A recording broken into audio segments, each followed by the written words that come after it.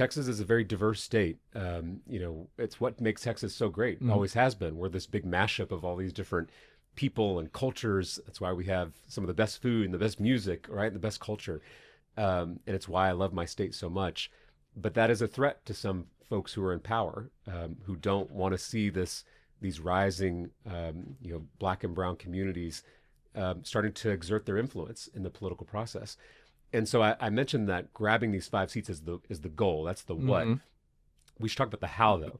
The how they do that is by intentionally dividing communities of color, Black and brown communities in Texas, to dilute their voting power. Right? There's a historic Latino neighborhood in Houston, Texas, that it's a pretty big neighborhood. So when it's in a congressional district, it can pick the representative of their choice. They may not pick a Latino rep, right? They may pick a Black representative, a white representative, Asian American representative, but they get to pick as a community.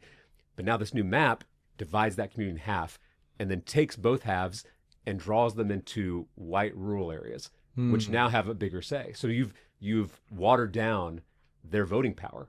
You've intentionally cracked their influence in the democratic process. So these maps are deeply racist, and it's something that all of us learned about in the 20th century. I'm not sure if everybody realizes it's still happening in 2025, and it's something, again, we should all reject because it's deeply un-American.